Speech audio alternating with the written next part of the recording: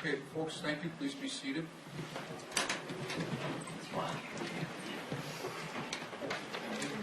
Welcome back, ladies and gentlemen. You communicated through, I think, either Pam or Ken, and you had indicated that you folks wish to forge ahead as long as we were done a little before 6. Is that your current verdict as far as moving ahead tonight? Yes. All right. I promise you we will try and conclude here by 1:45 or 6, so that we have enough of a barrier to get you out of here in an earlier fashion than what we represented. And if something should come up in the interim, please let me know so that we can accommodate it. Again, we are doing everything we can to make good use of your time and to move this case forward so that it's ready for your consideration sometime tomorrow afternoon. As you may recall, ladies and gentlemen, when we had taken our recess, we were receiving the testimony of Ms. Bartelt through cross-examination by Attorney Swerdensky. Attorney Swerdensky, please feel free to continue. Thank you. We were talking about this point, Ms. Bartelt, about that on an occasion in early May when Mr. Kachinsky was sitting in your office and would meow. Yes, Correct. that is Now, you testified on direct that on this occasion what happened was he had come in and asked you to show him something on the computer, correct? and I don't know what dates we're talking. I mean, there's several different. May was busy, so there were several different dates. I would have to look at what date was what. Well, you testified on direct that you were showing something on the computer, so he sat right behind you saying something, and that's when you heard him meow. Yes, You weren't afraid of him at this point, correct? I don't know if I would say afraid. I would say the odd behaviors were escalating I'm going to ask the for public concern. 12:30 to 13:10 of Exhibit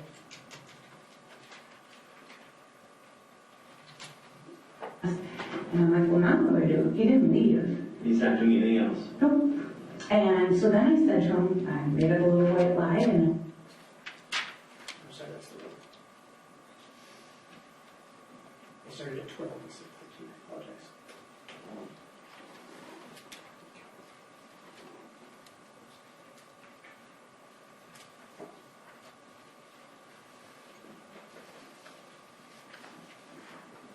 Oh, no, that was correct. All right, so I'm starting at 12:20.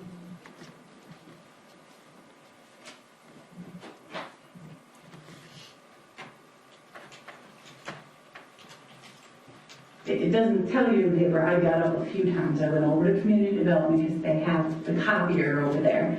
I said, I'm going to go make some copies, and came back. He's still sitting at the edge of my desk. And I'm like, well, now what do I do? He didn't leave. He's not doing anything else. Nope.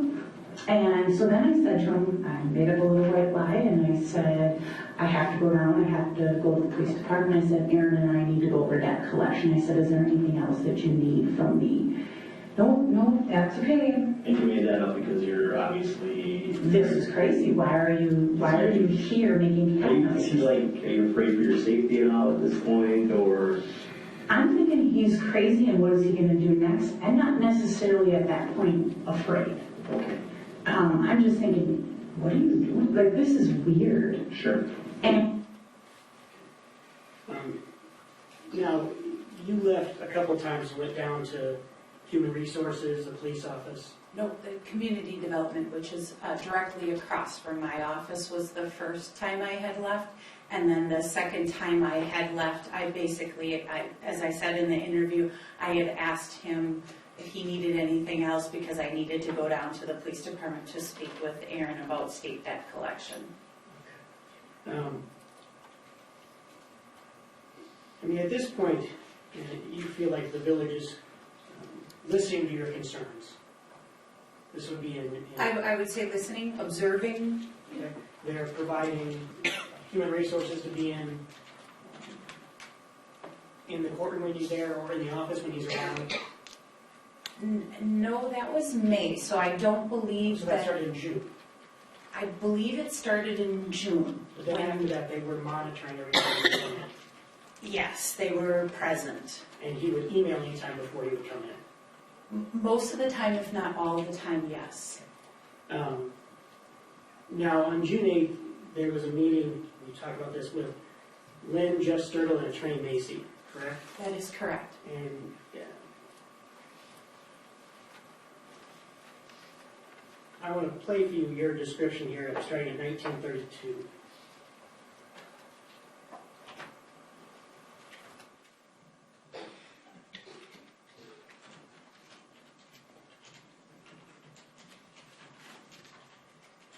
All right, my computer's pausing again a minute here, so we'll jump to something else for a moment. We talked about that at one point. I'll get the notes.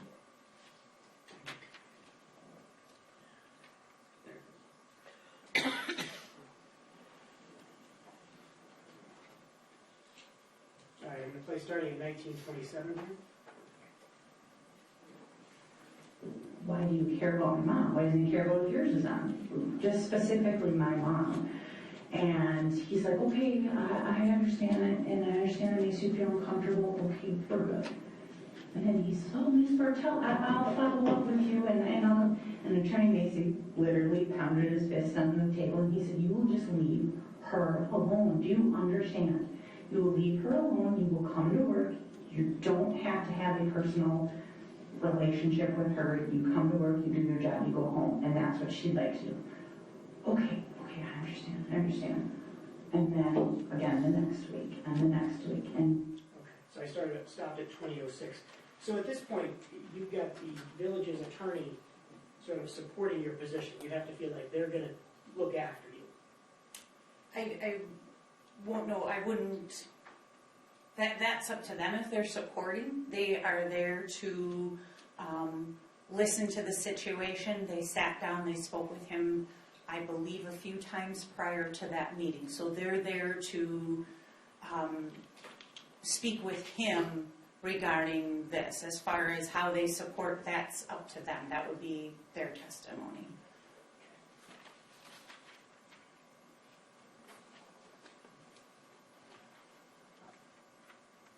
The envelope here.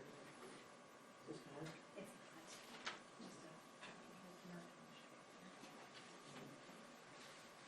You're talking about the photo? Yes, see what. That was 18, wasn't it? No, 11. You're looking for exhibit 11, I do believe. Yes. Well, I'm just going to, Exhibit 11, referencing, that's the envelope that had some blood marks on it.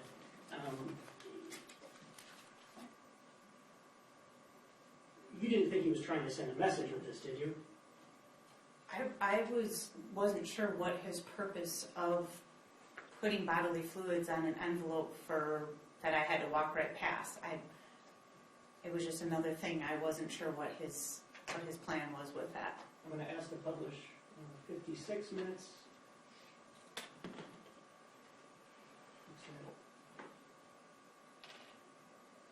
55, 56, I will start playing. This is Exhibit A. Blood. What was this? There was another. See, there's so much. So, Yeah. I mean, that's me I minimize highlighted some of the anything. ones that I thought were.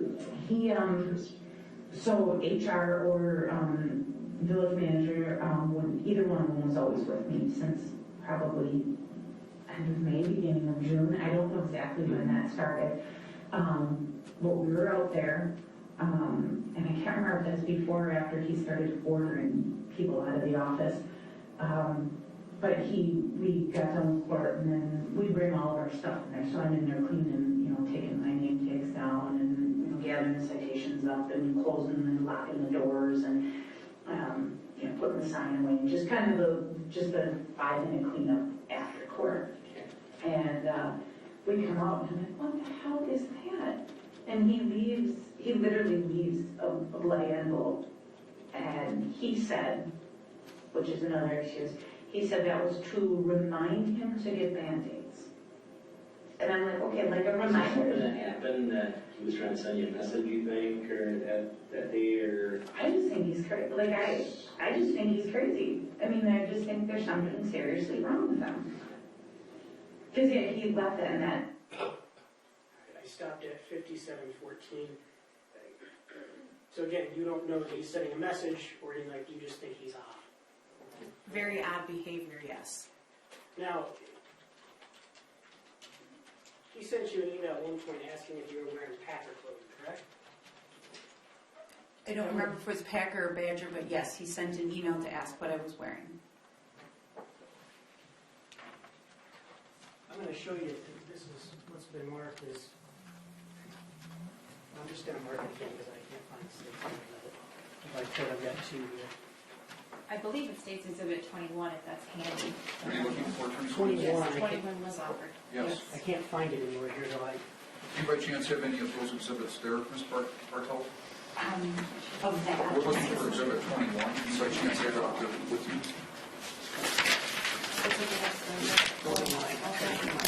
Yes. Attorney Swardensky, we have it right here. All right. Here's 21. Thank you.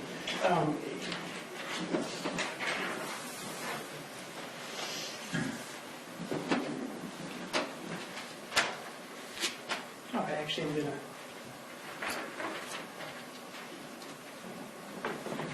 This is exhibit I, whatever. Okay.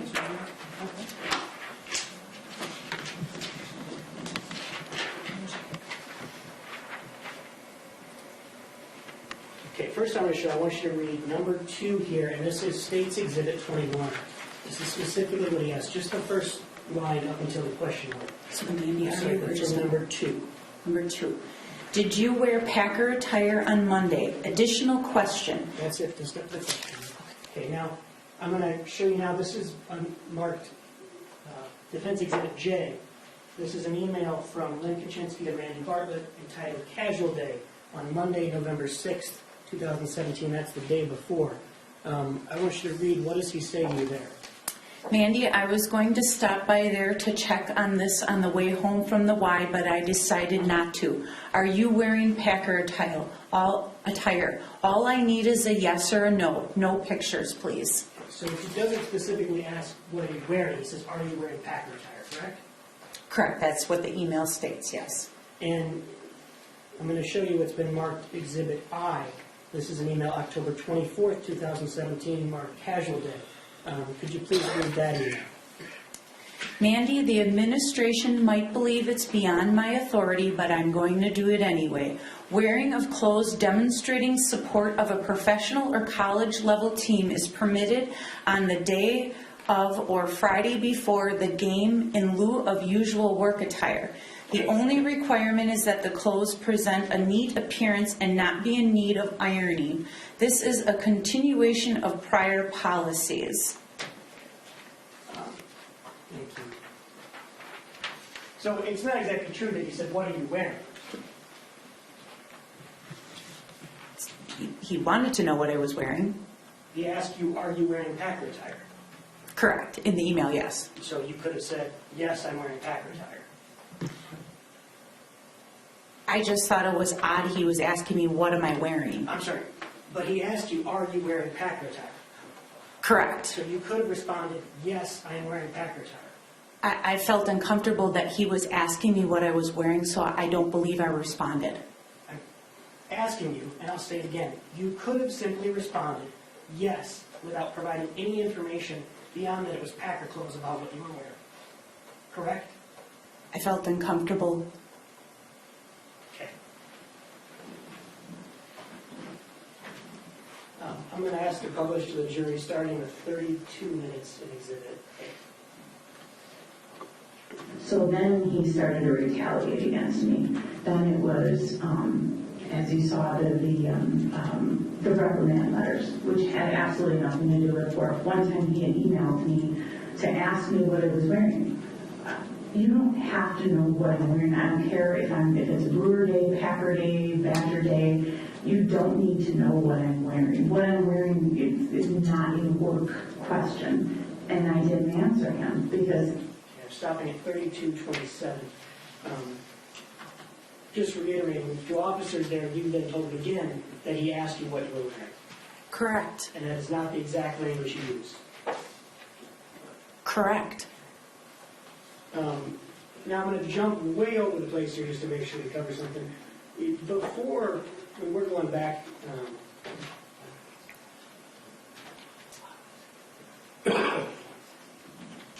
Back in September, October of 2016, you went running with him on several occasions? Yes, not 2017, it was shortly after I started. I apologize. So September, October of 2016. That is correct, yes. And if you went running with him 4 times? That could be it. I don't want to swear to a number, I don't know. And on one of those, you actually brought your sister with you, I believe? That is correct. And there was a coworker present on another one, you recall? Not a coworker there, it was a gal I used to work with. Oh, a previous coworker in Miami County. That is correct. Now, at some point, the Village of Fox Crossing began to file complaints with the Judicial Commission, That is correct. and when these were filed, you participated in the creation of these complaints? I did not file the complaints, but obviously everything was, the emails were sent to me, so I was part of it, yes. So they would consult with you with what they were going to say and make sure that you would get all the information they needed. I wouldn't say they would consult me as far as what they were going to tell them. I provided them with the information, the emails, yes.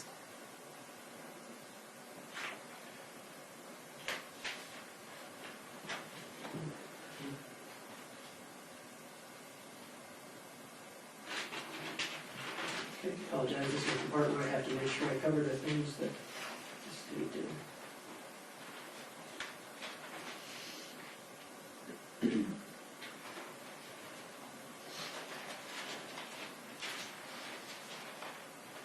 I think this is the last thing we're talking about. Now, there was a meeting on December 28th at the Fox Crossing Municipal Building, correct? Yes. Okay, I'm just going to play your recount of this, starting at 42 minutes.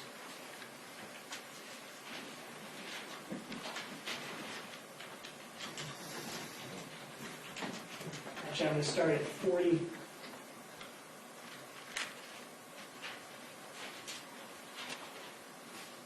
minutes, 24 seconds, and this is actually the longest portion I'm going to play. We'll play that all the way through to 49 minutes.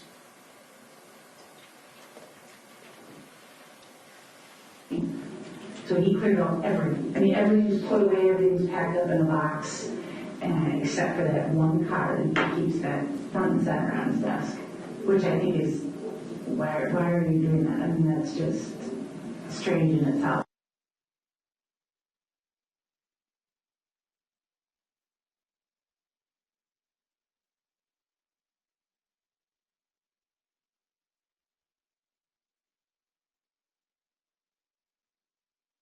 And they asked Captain DeBoer to sit in on it. I was confused why he was mediating that. Okay. Mhm. So- That makes sense now. So Captain DeBoer is sitting right where you are. The judge is sitting there, and I'm sitting there, and I'm just kind of like, here we go again. And in the meantime, in email, he's telling me that I need to pick up my Christmas decorations, and here's your box, and da da da. I'm like, what? Oh, and then sent me a reprimand to my house on Christmas. I'm trying to think, it was December 24th or 25th. But he sent it to my house, a reprimand. I understand. In email to tell me that I got reprimanded. I think it was for not a Merry Christmas. I do thank him for cleaning off my car, which everybody was just pissed and didn't want him to scratch their car. And my birthday card, that I wasn't nice to him about any of that stuff. No, I wasn't. Absolutely not. 110% the truth, I wasn't. And so he needed to have another meeting with me. We got to repair, we got to get an office report, we need to, get this back together. And I just sat there and I was just like, this is ridiculous. You give me a reprimand, and here we are again. Same old, same old. Out of the blue, he says to me, I know where your sister lives. And I was like, what? Yeah, I know where she works, too. And then I thought, well, I thought to myself, calm down, because he, maybe at some point in time with him being sick, I might have said, oh, my sister works at Theta. Okay, so fine. Then he says to me, well, I know where your parents live. They live in Kewaskum. And I was like, they don't. And he said they do. Because, which I forgot about, he sent my mom a paper letter because she obviously blocked him from electronic communications. He sent the paper letter to my mom at it would be my grandma's house, who has been passed now for 14 years. Sent it to that house. And it That's got, also, yeah, you lost them. yes. And then it got forwarded back and then it got to my mom. So they've never lived in Kewaskum. They've lived at their house since I was 1 year old. So they've never lived in Kewaskum ever. So I said, they don't. And he's actually sitting there arguing with me, telling me where my parents live. And I said, they don't live in, and I said, how do you know all this stuff? Oh, it's a public record. I can look it up. It's public record. And I'm like, why are you looking up my family? And then he says to me, I know where your brother lives. And now, mind you, long story, but my brother has been estranged from our family for, trying to think, probably 6 to 8 years. And I don't know where he lives. I have no idea. These people across hall, they didn't even know I had a brother. So he's like, I know where your brother lives. And I said, then I got mad and I said, how do you know where my brother lives? And then I can't remember, Middleton or whatever he said. And I said, how do you know where my brother lives? And he said, you told me. I said, I didn't tell you because I don't even know where he lives. And then he just kind of sat there. And then he's like, oh, well, Google Earth, and I can look it all up, and it's all public record. So then I'm like, why are you looking up? So he's. How are you interpreting that? Or what do you think what was he trying to communicate to you when you said, you know, that? I'm thinking so not only is he tracking me down, now he's following my family, and I'm looking at Captain DeBoer going, what the heck? He's following my family now. You're nuts. I mean, this is beyond scary. And so then I'll be honest with you, I loaded on him. I just said to him, I'm like, I'll tell you what, you leave my family alone, you leave me alone. And I said, I have 7 cameras around my house. I said, I catch your vehicle on it. And he kept saying, you won't catch my car. And he said that, and I told my husband, because we can go back 30 days. He said, you won't catch my Were those car. cameras up just specifically for him? No. Okay. No, we put those up. We moved in and we don't live out in the country, we live a mile out, and we have a front door and back door. And our front doorbell and back doorbell, for our back doorbell kept going off. Well, lo and behold, what was happening was the dew was coming down, and there was like a short in it. And we were like, what the heck? What if I'm here alone? And oh my God. And so my husband's like, C's come over and put him up, and we did, and that's how that started. Gotcha. But I said to him, like, if I see your car, and then I caught on to, because he would not say to me, to my recollection, you won't see me. You won't see my car. So I said, Doug, my husband's name is Doug, I said, we won't see his car because he's using somebody else's car? And I said, we live, not a building house, but we're the last house. There is no residence. I can just imagine, if it was my wife, I would be. He goes through the roof, but my husband has a professional career of his own that if he didn't, I'm sure if he was just kind of a roughneck, that he would probably be So you at home, obviously. Oh, yeah. And the saga goes on. I mean, they actually, my husband works right over here at neuroscience. So the rest of the docs, I mean, they get in the whole conversation and think, what is going on over there about reprimand, of this, of that? This has nothing to do with work.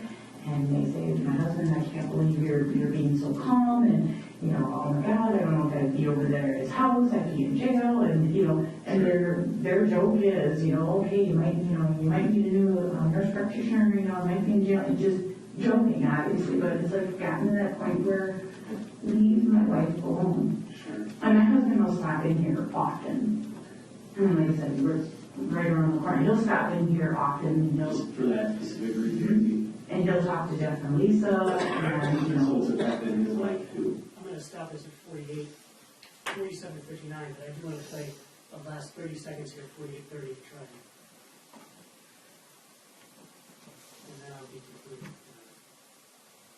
So I'm starting at 48:26. Exhibit A. So I went on the white pages, and it was funny because then my parents know this, he lost him. I don't know why, but he obviously finds an address and then he wants to see the house.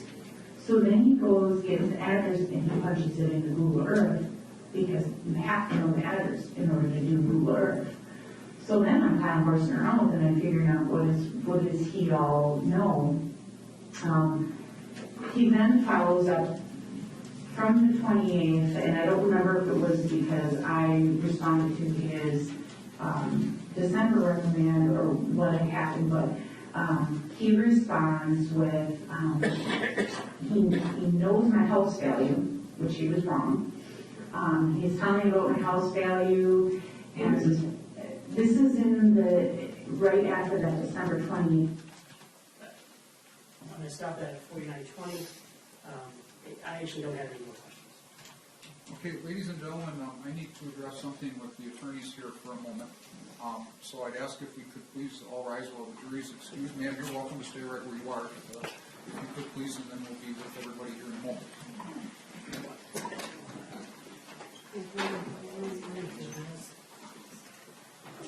Thank you, folks. Please be seated.